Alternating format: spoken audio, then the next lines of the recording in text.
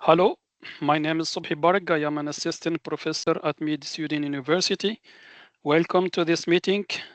Today, I am going to talk about the unbalanced flux magnetics. This is a new concept of magnetics and transformer inductor that will be used to optimize and to design high power density magnetic components. So the title of my presentation today it is design and optimization of unbalanced flux transformer for 1 kilowatt LLC transformer.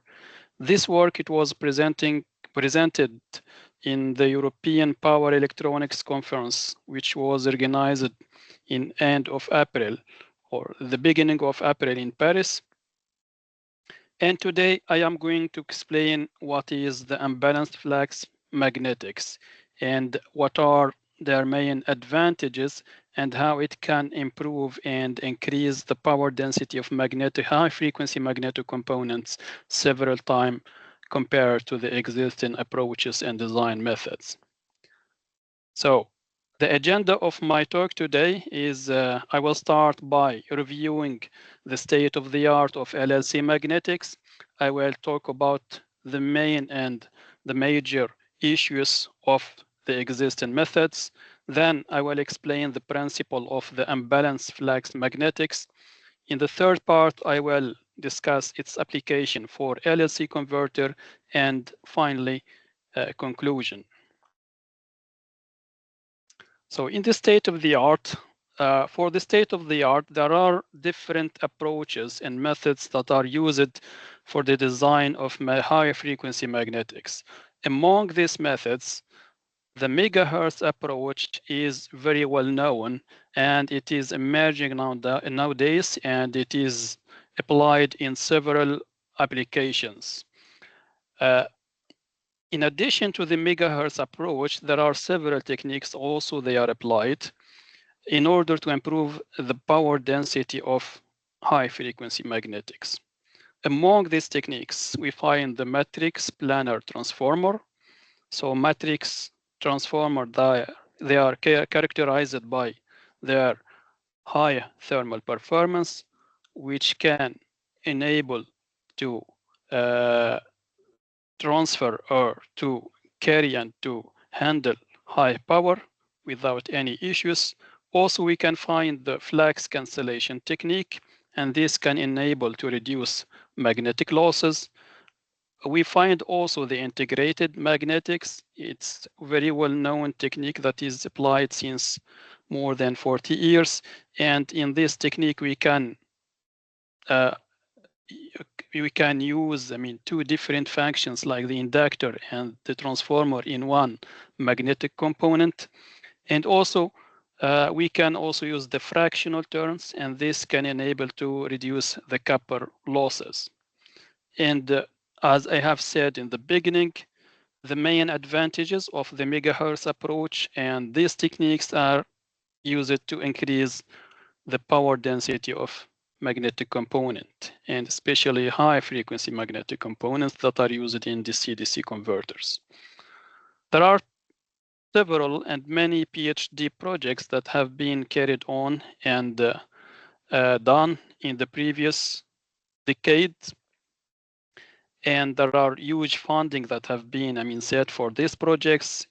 And the main results of all this project, that the average power density that we have achieved right now, it's about 70 cubic centimeter, 70 watt per cubic centimeter.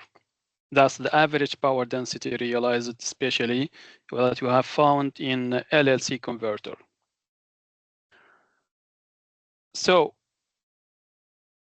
let's explain what's the megahertz approach. So the megahertz approach, it is used to increase the switching frequency to megahertz range from 1 to 10 megahertz. And the main purpose of this method is to increase the power density. And the power density is by definition, is the power divided by the volume of the magnetic component. And the argument that are used by scientists and researchers in order, to explain the use of this method or of this approach is based on Faraday's law. So Faraday's law, it tells you that the cross-section is inversely proportional to the frequency for a given voltage and a given magnetic flux density. So hence, if you increase the frequency, you can reduce the cross-section, the magnetic core cross-section. And then you can reduce the volume, since the volume is proportional to the cross-section. This is from the point of view Faraday's law. However, Faraday's law, it's not enough, and it cannot explain the whole magnetic phenomenon. Before, I discuss the main, disadvantage of this approach. Let's remember or remind Faraday's law. Faraday's law, it tells you that the EMF is equal or proportional to the frequency and the magnetic flux density, and also, the cross section. Let's now ignore and the impact or the effect of the cross section, and let's only look to the frequency and the magnetic flux density. Of course, there is also the number of turns, but that's not important for our discussion right now. Our objective is to understand the effect or the power of each variable. So as you can see here from Faraday's law, the EMF that can be generated across the winding in the secondary, it's proportional to the frequency and to the magnetic flux density. So Faraday's law, it balances the effect of the frequency and the magnetic flux density. If you increase the magnetic flux density, you can increase the EMF, and also if you increase the frequency, you can increase the EMF. So their power or their effect on the EMF is same. So whether you choose to increase the frequency or to increase the magnetic flux density, it is the same. You are free to choose any of these variables. And these two variables also, they have the same relationship with the cross section. So if you increase B, you can reduce the cross section. The same thing, if you can increase the frequency, also you can reduce the core cross section. So their impact also in the volume, it's the same. Both are same, but this does not, Faraday's law does not reflect the real role or the real effect of these two variables. In order to understand the real impact of each variable, the frequency and the magnetic flux density, we need also to include Ampere's law. This Ampere's law, it is usually ignored and forgotten by most of the designer and the researcher. And if we include Ampere's law and we express the magnetic power, then we will get this formula. So the magnetic power, it will be proportional to the frequency, but it's proportional to the square of the magnetic flux density, and this is the specific power. And you need to multiply by the volume of your magnetic core in order to get the real power of your component. So here, everything is changed now. Now it becomes the impact of the magnetic flux density becomes squared. However, the frequency is still proportional to the magnetic power. So let's now explain this equation using the basic of math that we have learned from the high school now. If you have a function here, f, or a function that is now, it's the magnetic power, that is function of one variable here, the frequency. This is the first variable. And the second variable, that is the magnetic flux density B. And if I ask you now the question, which variable that suitable for you to choose to increase in order to increase the magnetic power? Of course, now no one can doubt about this. It's the magnetic flux density, because the power is function of the square of B here, but it is linearly proportional to the frequency. No one in this world will choose the frequency to increase the power. It's obviously the right answer is the magnetic flux density. But unfortunately, nowadays, the megahertz approach is the suitable or the chosen solution. So researchers and scientists nowadays, they don't understand this equation. They have chosen to increase the frequency and not even to keep the magnetic flux density at, at suitable, level, but they have lowered the magnetic flux density. So let's make now a conclusion. From a mathematical point of view, the magnetic flux density has to be the variable that needs to be increased first. So we need to increase the magnetic flux density first, and once we reach to the limit, we can think to increase the frequency. Now, let's move on and explain better this idea. So in order to understand this, we have to explain the hysteresis. So of course, all of you know the hysteresis, and the hysteresis is characterized basically the losses across the magnetic material and also the power of the magnetic material. And every magnetic material, it has a saturation B. For ferromagnetic materials, this saturation is between it's around 0.4 Tesla to 0.5 Tesla, but this depends on the temperature. That's the maximum magnetic flux density that any, ferromagnetic material can handle. However, for some safety consideration, we need to take some safety safety factor, like maybe in order to work or to operate the magnetic material in the linear region. This maybe could be used the maximum, or we can consider that the maximum maybe magnetic flux density is around 0.35 Tesla. That's where the magnetic material can work, in the linear region here. Beyond that level, the magnetic flux density or the phenomenon, it becomes nonlinear, and the permeability of the magnetic material becomes dependent on the magnetic flux density and the magnetic field intensity H. So it's better to operate the material within its linear region in order to keep its real performance. So this maximum magnetic flux density could be around 0.35 Tesla. That's your maximum magnetic flux density that you can operate your magnetic material. Now, let's look to what we have found in the existing research that adopted the megahertz approach. In the megahertz approach, the operating magnetic flux density, it varies between 50 to 70 millitesla. That's about 15% of the maximum or the saturation B. So the saturation B, it's around 0.4 to 0.5 Tesla.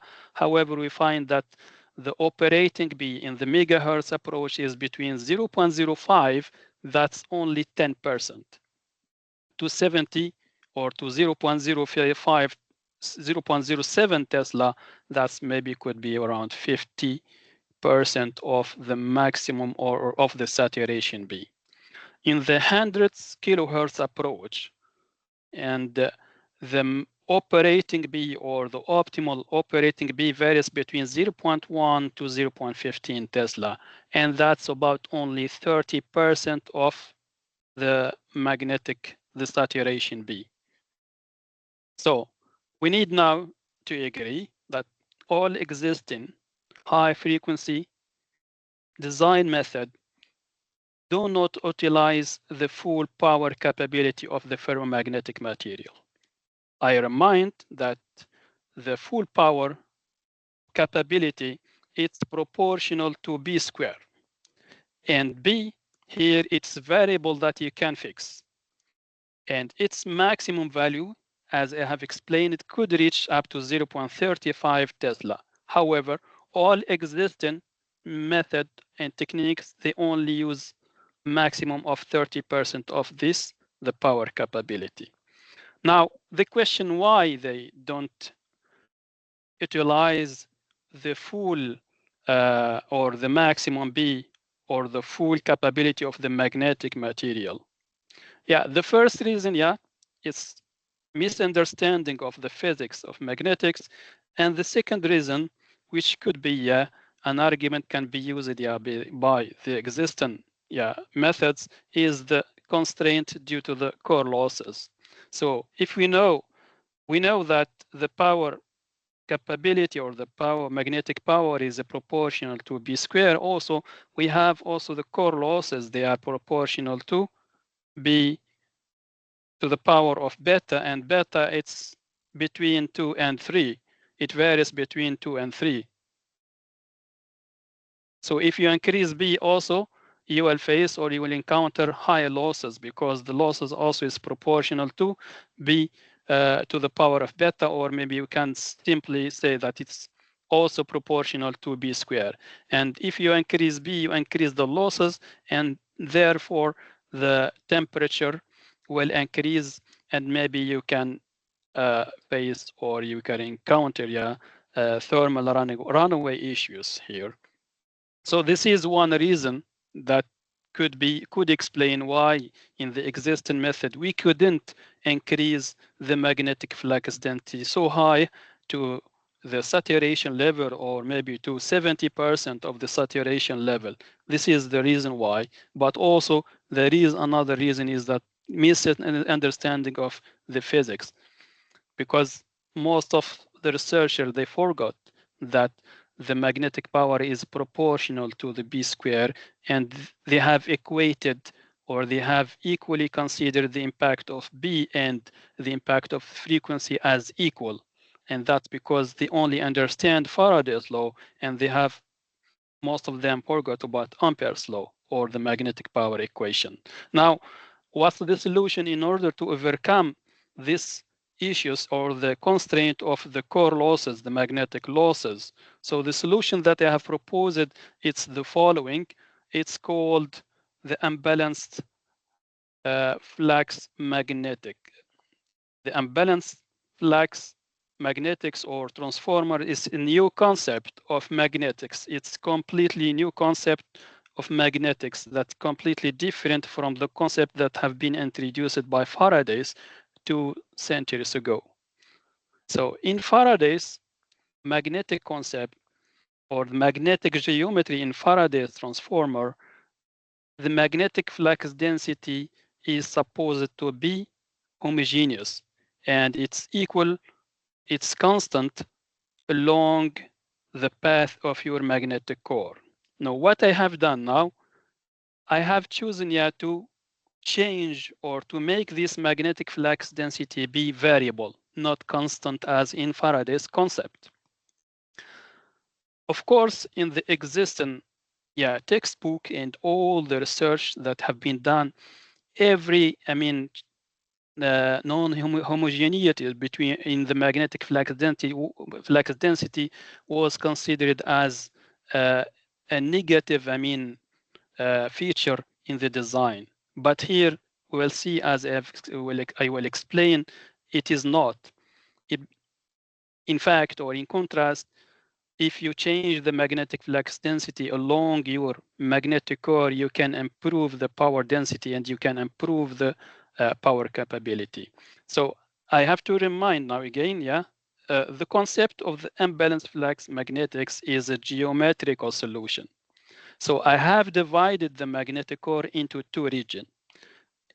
The active region, the first region is an active region, and this region is the region where we have the transfer of energy from the primary to the secondary. And this region is the region where we have the energy is transferred from the primary to the secondary. It's the region that is rounded or surrounded by the winding. The other region, or the second region, is a passive region. It is the region of the magnetic core where there is no energy transfer from the primary to the secondary. It is the region where the magnetic flux density flow to close the path. And in planar magnetics, the volume of the first region is about only 15% of the total volume. More than 85% of the region is passive region. So now the idea comes, if I increase B in the first region to high level and I reduce B in the passive region, then I can increase the magnetic power and I can reduce the magnetic losses. Now, the magnetic power and the magnetic losses, they don't have the same B. In the existing design of Faraday, B is the same for core losses, for the losses, and it is same also for the energy. In my concept, they are different. I have two different regions. 85% of the passive region where I have the losses, it has its own magnetic flux density B, and in the first region where I have the energy transfer, it has another B. So the magnetic flux density B in the region where I have energy transfer, it will be high, and then the energy, it will increase to that B. In the remaining part, which is the biggest part of the magnetic core, the magnetic flux density will be very low.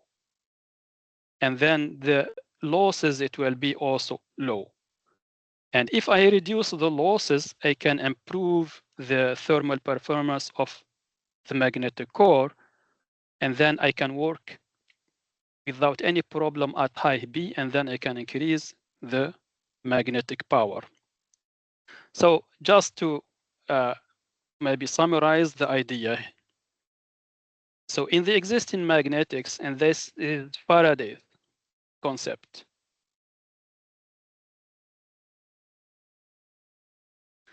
the flux here in the central part here, it's equal to the flux in the outer part here. It's equal to this flux in the outer part plus this flux in the outer part. In this to the left part and to the right part.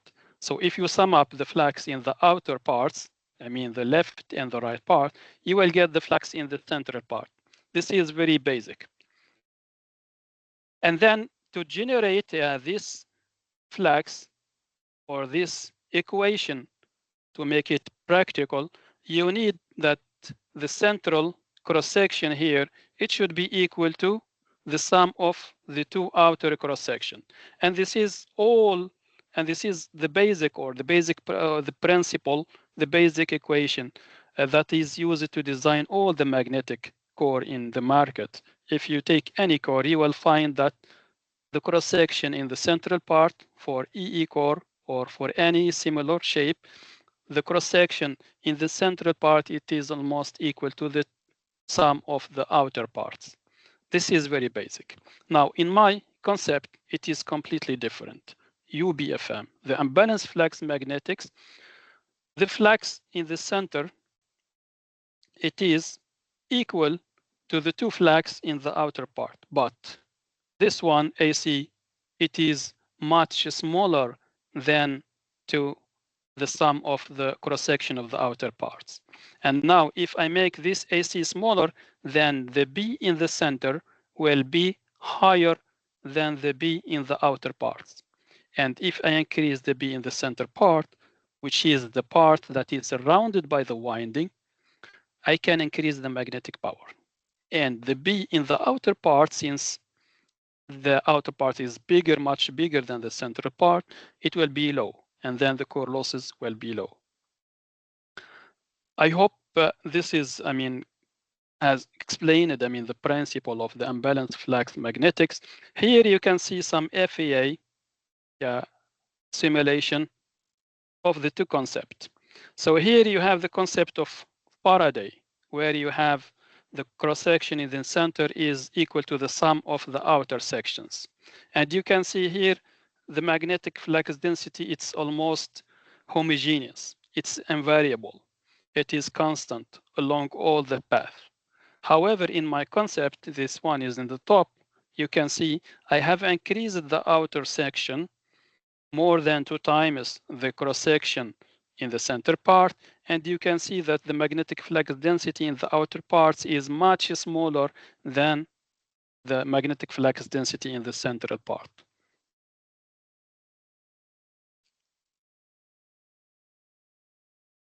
Now let's see, the verification of this concept, how we can verify this concept. This concept, yeah, it was now published in the IEEE Open Journal of Power Electronics, and you can find, yeah, this paper called High Performance Planar Magnetics based on an unbalanced flux approach. You will find all the details and the principle of this concept. And before, yeah, I published this concept, yeah, I have submitted the paper on several journals, but the reviewer, when I submitted the concept with limited experimental verification, the reviewer have rejected the paper because they did not understand the concept. But later on, I have done this experiment, and I have proved that this concept is much better, than the existing concept of Faraday. So how we can prove this concept? What I have done, so I have generated this custom magnetics.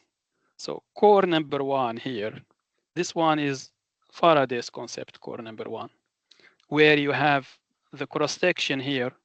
In the center, it's equal to the sum of the cross section of the two outer part. And then in the second core, what I have done, I kept the same central part. It's the same cross section. I also kept the same window. I did not change the window. I have only increased the cross section in the outer part. That's it. Same thing for core 3. I have increased a bit the cross section in the outer part, and so on, core 4 and core 5. I have reached the outer parts in the core 5. It's the ratio of the cross section of the outer part to the central part for core 5 is almost 1.5. For core 4, it's 1.25, and core 3, they are equal. And here, this first core is basically the outer cross section divided by the center cross section, it's half, and that's Faraday's, and that's all the magnetic cores available in the market, and also all the magnetics that are designed in research and industry, they follow this rule with some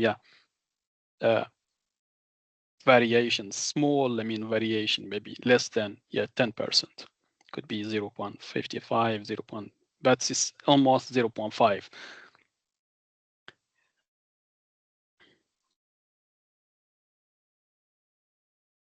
So then I have excited. So I have to explain also why I have kept the same window here, the same window area. This proves that when you will use this magnetic core, they will, carry or handle the same winding, the same number of turns. All the magnetic cores, they can have the same number of turns. So they can, and since they have the same central cross section, so they can handle the same excitation, the same voltage level in the primary side. And now we can test this magnetic core by explaining, by calculating or measuring the losses with respect to the magnetic flux density. So I have excited all this core with different magnetic flux density and also different frequency, and we measure the temperature as well. So for core number 1, you can see which is the existing design or the existing concept. You can see it has the highest losses compared to other core, and it can only work to a maximum of magnetic flux density of 150 millitesla. This is the maximum magnetic flux density. Beyond this value, the temperature, we have seen that the core, it has seen thermal runaway, issue. The temperature, it diverged to more than 120 degrees Celsius, beyond 150 millitesla. For the other core, you can see that the losses is much smaller, and they can operate to high magnetic flux density. So as you increase the outer cross section, as you can see that the losses, they are smaller. So core number 5, it has achieved the smallest or the least losses. However, we can see that core number 4, it has better thermal performance than core number 5. Here to the right, you can see that core number 4, it has better thermal performance than core number 5. Core number 4, for losses of 5.5 watt, it has achieved only 100 degrees Celsius. But that value of temperature for core number 5, it was achieved, or it was reached for losses than of 3 watt. Also, the magnetic core number 4, it has been able to operate up to a magnetic flux density of almost 0.27 or 275 millitesla. However, magnetic core number 5, it only operates up to 250 millitesla. And then the power capability, there is an optimum on how to increase the outer cross section. There is an optimum ratio of A out over AC, which it is almost equal to 1.25 for this size of magnetic core. Of course, this is not a rule, but it depends on how big your magnetic core, and also it will depend on the geometry. This will be investigated in future research. But in summary, just to summarize the advantages of this concept, we have demonstrated that the core loss can be reduced up to 70% compared to what we have found in the existing concept, Faraday's concept. We have achieved better thermal performance, and we have enabled, or we have made the magnetic core to operate up to higher flux density, up to 0.3 Tesla. And then we can achieve high power density, because as I increase the magnetic flux density B, as I increase the magnetic power, and then I can achieve high core losses. Now, I just to explain one more thing. Of course, when you increase the outer cross section, you will increase the volume. So you can see here the volume of core, let's say core number 4, which is the best one, is 1.72 cubic centimeter. The volume of core number 1, which is the existing one, is around 0.7. So the ratio between both volume here, 1.72, if we divide it by the volume of the existing design, 0.7, then it's about 2 times or a bit higher. But as you can see here, the magnetic flux density for core number 1 is only 150 millitesla, and the magnetic flux density here, it's approaching to 0.3 Tesla. So it's almost 2 times higher. But since the magnetic power, it's proportional to B squared, then the magnetic power capability of core number 5 will be 4 times higher than the magnetic power capability of core number 1. If we include the effect of the volume for the power density, then core number 4, it will be almost 2 times higher. So the power density will be increased at least by 200%. This was not achieved in any existing design. The maximum increase in power density was very, very, very small. It's about 10%, that's it. we'll see in the comparison with the existing design of this. Now, let me move to the third part and the application of the unbalanced magnetic flux density in 1 kilowatt LLC converter. So we have chosen this application, 390 volt input voltage and 48 output voltage. The output power is 1 kilowatt, and the resonant frequency or the switching frequency is about 330 kilohertz. I have used two integrated transformer for my transformer. The turn ratio is 8:4, and I have optimized the design of the magnetic core using genetic algorithm and Pareto front concept.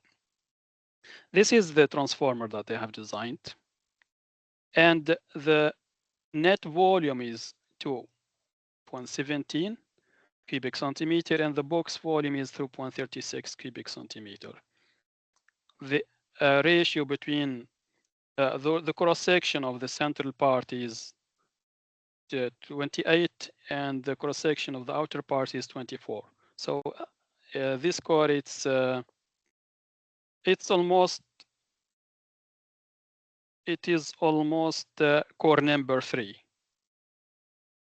or maybe a bit less than core number 3. So it's almost similar to core number 3. We did not choose the optimal core or the optimal ratio, A out over AC, 1.25. If we calculate the ratio here, 24 divided by 28, we'll find it is about 1. And the height of this transformer is 8 millimeter, and the footprint is only 420 millimeters square. So the volume is, this one is less than 1 out of 20th brick size.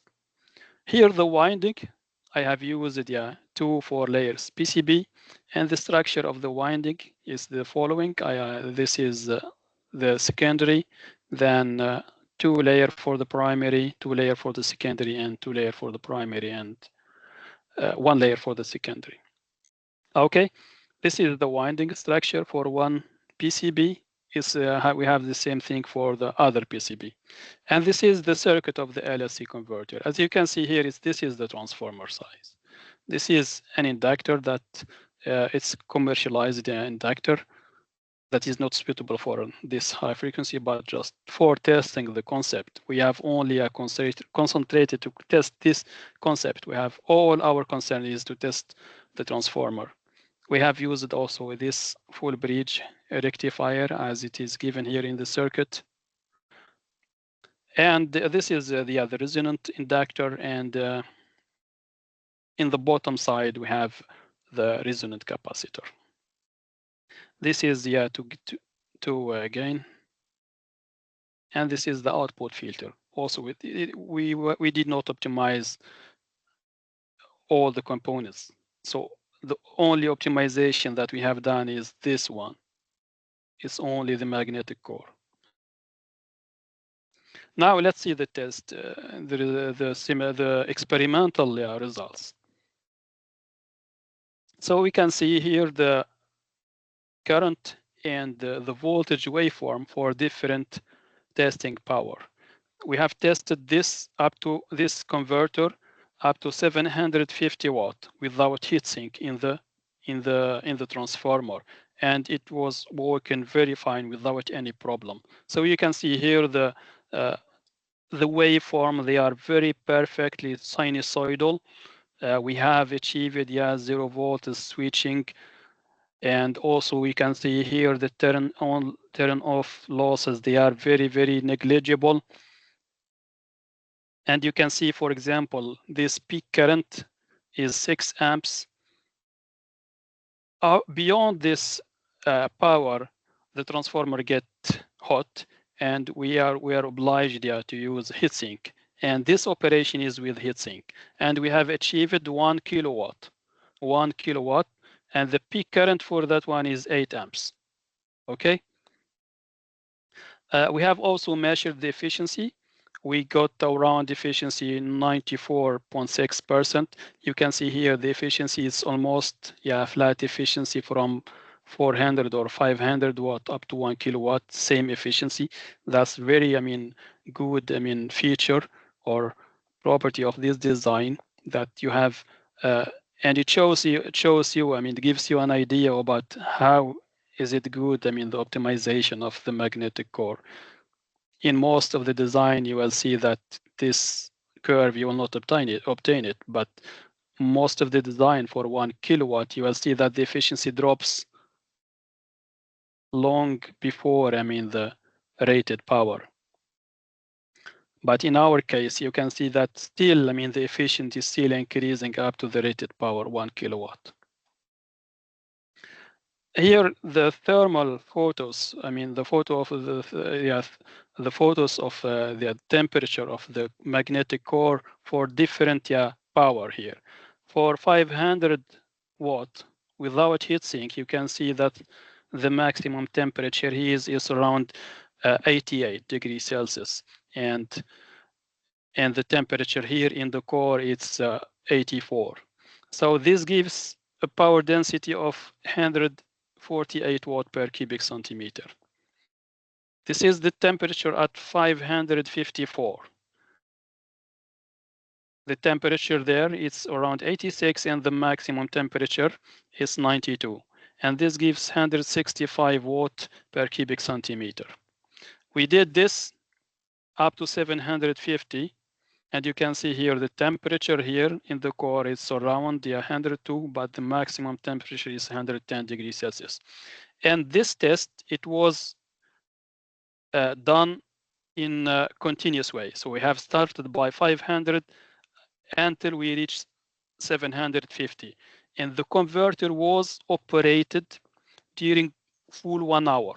So this test, it was done around approximately 15 minutes until we reach the thermal equilibrium.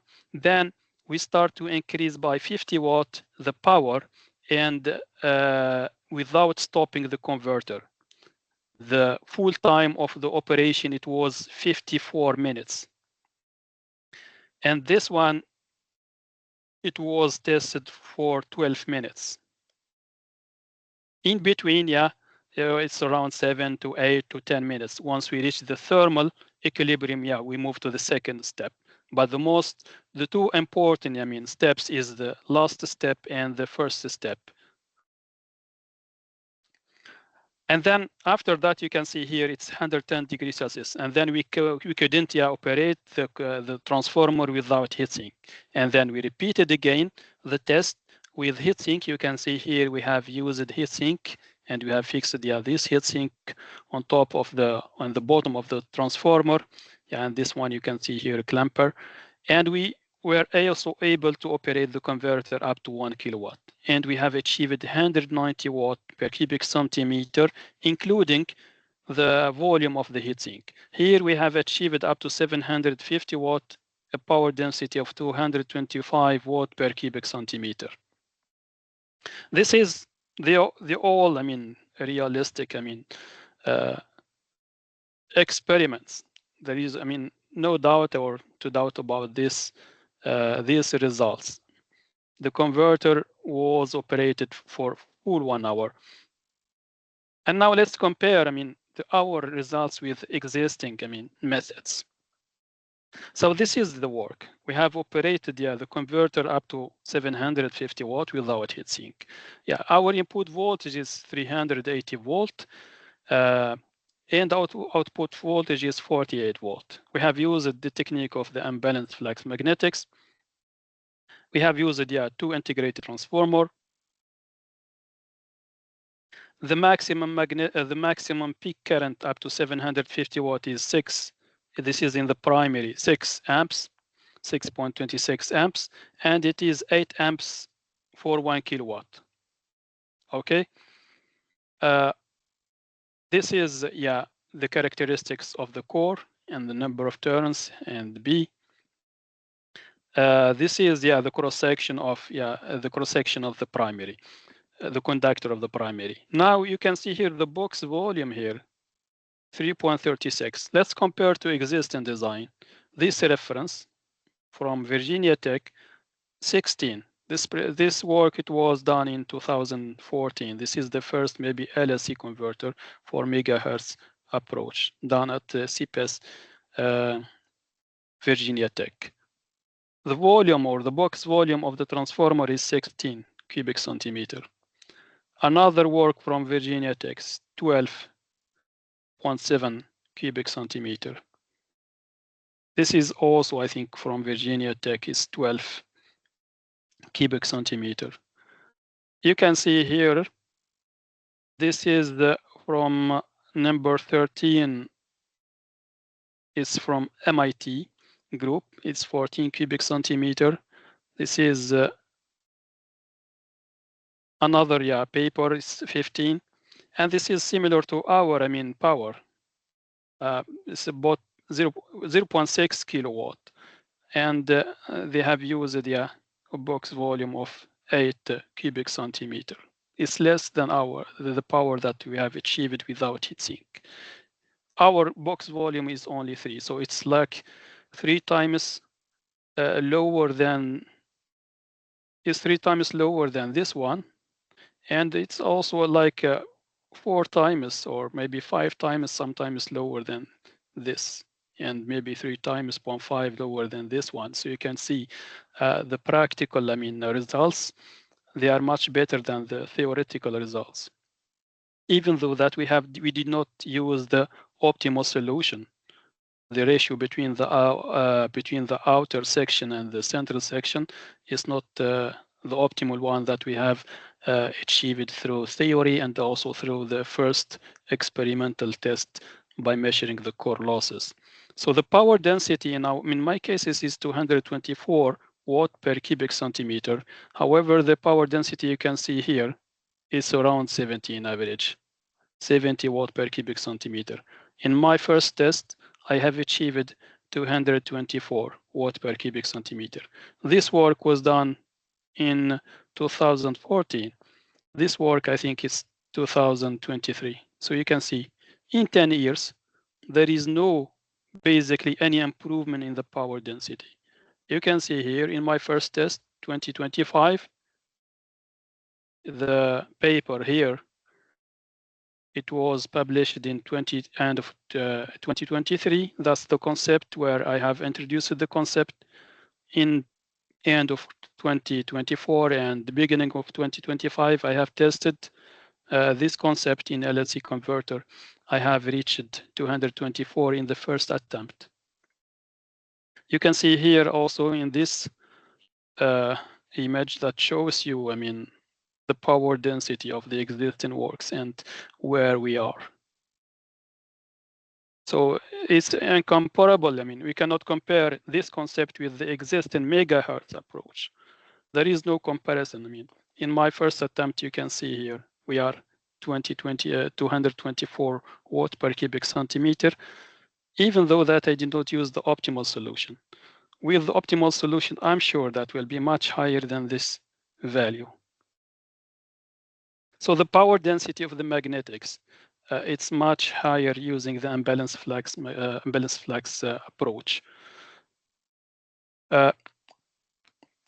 Think yes. So to summarize about this concept: significant reduction in volume, lower winding losses, lower core losses, also very acceptable efficiency. We did not focus on the improvement of the efficiency of the remaining components of the LLC converter.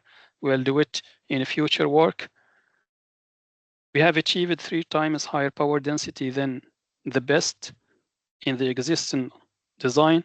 6 amps peaks at 750 watt, 8 amps peaks current at 1 kilowatt. But you can see here, I will give you this work. The peak current is 8.8 amps. At 1 kilowatt, my current is 8 amps. Okay, we have used the same input voltage here, 380, and here the 390, basically 10 volt out of, 400 volt is not, it doesn't have a big, effect. The difference is very small. 10 divided by about 400 volt is very, very small difference really. So it does not have impact on the efficiency, this difference. But if you can look here, I have achieved 8 amps that is absorbed by my circuit. The peak current is 8.8 amps absorbed by the circuits, approximately same input voltage, but they claim that they have achieved 95%. This is a big contradiction. How can I consume a peak current of 8 amps and they consume 8.8 amps for same power, 1 kilowatt and 1 kilowatt? How can they achieve an efficiency of 95%? I only achieved 94% efficiency. This is a big, contradiction in the result. This will be explained in future work. Now, let's conclude this work. So what you have to understand that the megahertz approach, it has only a moderate power density, around 70 cubic centimeter, watt per cubic centimeter. The frequency is not the correct or the right solution to increase the power density. Instead, it is the magnetic flux density that has to be increased. So what is the UBFM, the unbalanced flux magnetics approach? It is a simple geometrical magnetic solution, which enable to increase the magnetic flux density to higher level. The power density using the UBFM, it's 3 times in the first attempts higher than all the existing design. With UBFM, magnetics are no longer the bulky components. Now you can see the volume now of the transformer. This is the volume. Magnetics were criticized because of their bulkiest volume. Now this volume, it is comparable to the volume of the switching devices here. 2 gain and 2 drivers. They will occupy the same space as my transformer. They are in the same size.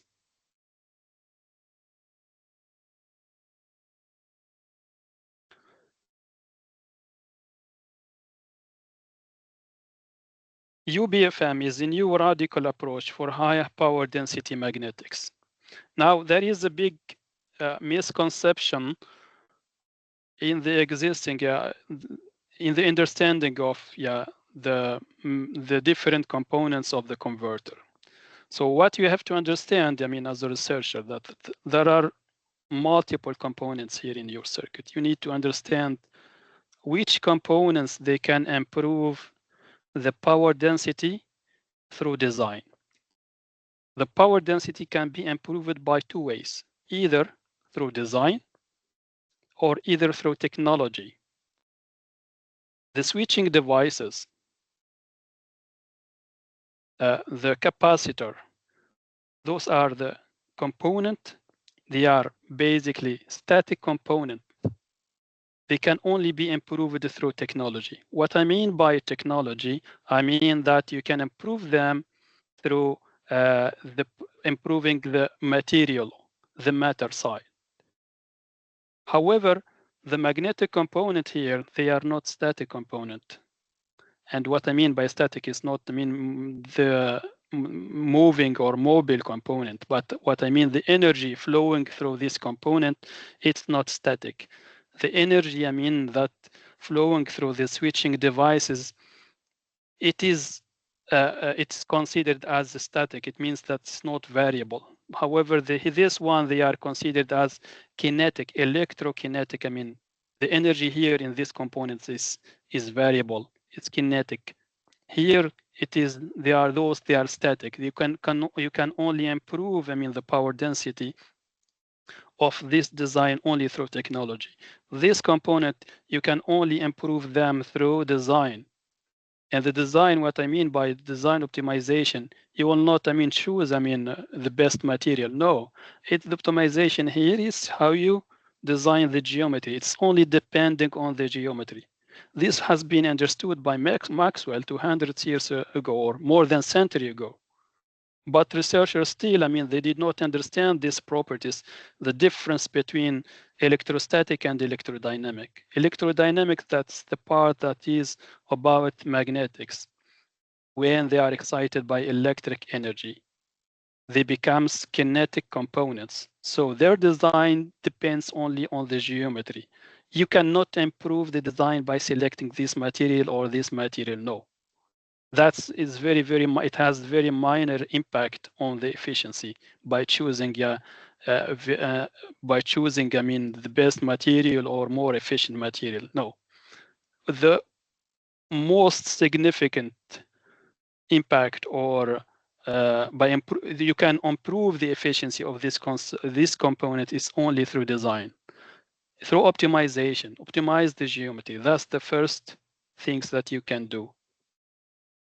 The magnetic material or the ferromagnetic material that we have nowadays, they can operate up to 0.35 Tesla without any issue. But in all the existing design, they did not use the full power capability of the magnetic material, and then they claim that this material they are not efficient. No, it's their design that is not as efficient. This is their issue, that they did not understand the physics or the basic equation of the magnetic power, and then they claim that this component are the bulkest component in the converter. No, it's the wrong design. Their wrong design that is the issue. It's not the material or not the magnetic component. As I said, now from a research point of view, when we try to optimize the power density of the full converter, you cannot claim that you have improved the power density by choosing, good or the best switching devices, because that's the advantage that given to you by the industry. That's the technological, improvement. You have no, effort that you have done to improve the power density. That advantage or that feature, it comes from the industry, from the technology.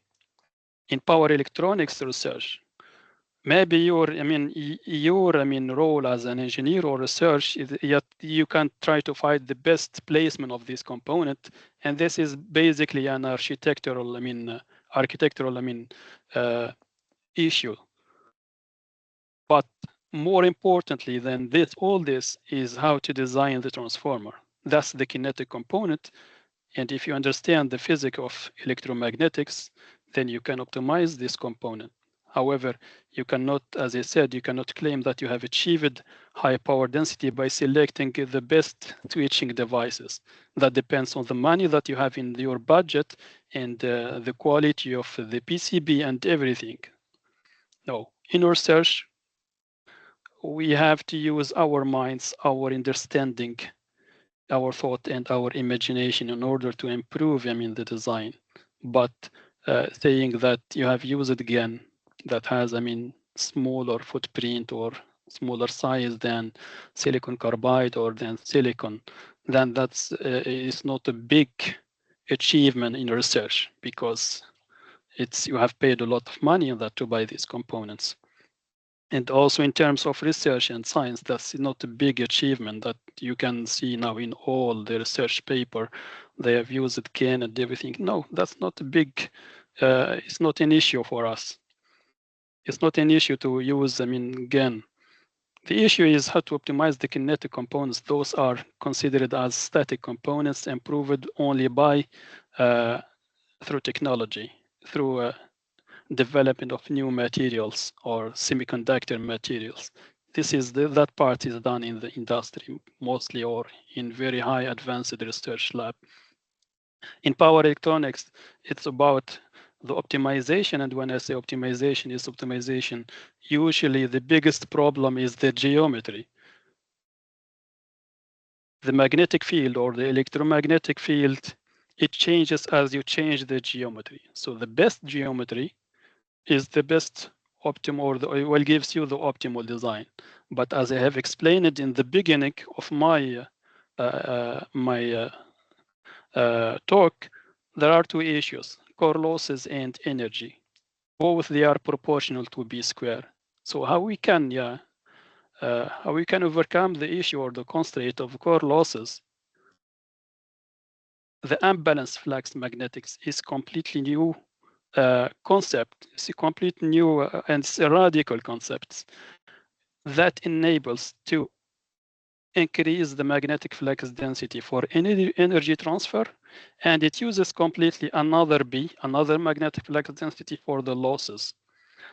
I hope that is very clear, this my talk today, and I hope that I have explained the principle of the magnetic flux density.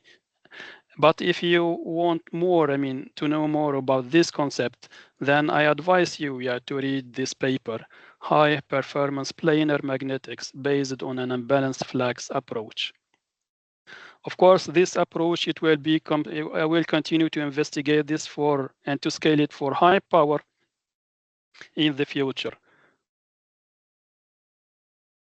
Thank you very much for thank you very much for today, and I hope this will help you in your future work if you are an engineer or a researcher, working on the DC-DC converter or power electronics application. Thank you very much, and see you in a future meeting.